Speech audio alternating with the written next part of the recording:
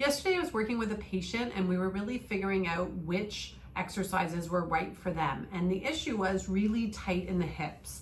Tight hip flexors, tight glutes, tight low back muscles, just tight, tight, tight. So limiting mobility in those areas, which I think is quite common.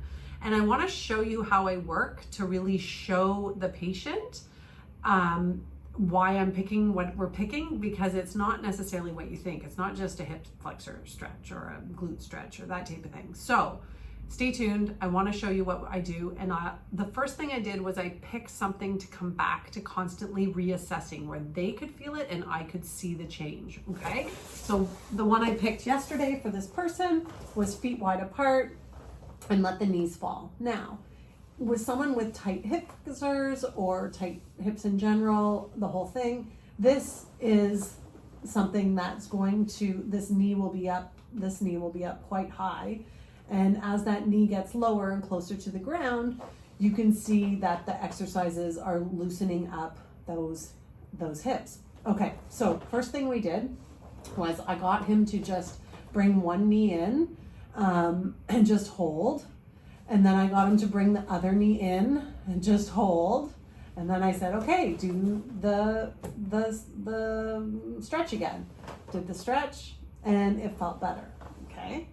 Now that, I just wanted to show you how incredibly simple that was. I got him to do diaphragmatic, so belly breathing with it, but just something as simple as that was really helpful.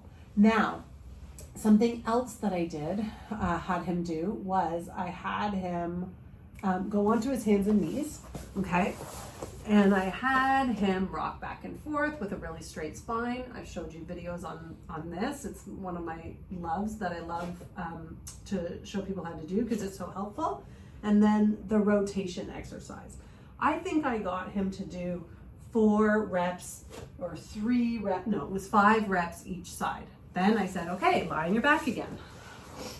And it was like, whoop, so much more range of motion here, which was really, really cool, okay? Because you like to show people that why you're picking what you're picking, and you can look at your program and pick an exercise you know, or a stretch you're tight in, or something you're imbalanced in, and then do the exercise program bit by bit and keep going back and reassessing. So then next what I did was, what did we do? I put him into child's pose. So we went into child's pose. And again, I'm always telling people about breath throughout the whole exercise routine. So this is a great position to belly breathe in because you're compressing the belly. So the breath is more likely to go into the lower back. So got him to do, 5 or 6 belly breaths here. My point is I didn't get him to do a lot of anything, and there was quite a significant change by the time we'd done 3 or 4 of these. Okay, back into this position. Oh my gosh, so much lower. Now for him, which might be with some of you, if you're doing an exercise like that one, or the one I just showed you, this one, as a stretch, often for him, it was really, really tight here. Okay, like this arm was like hanging in like really, really tight here. So then I thought, okay, to make it really specific for him, I thought, okay, let's just engage his obliques and then see what happens. I kind of thought it would be a really good one for him. So we did really, really beginner. We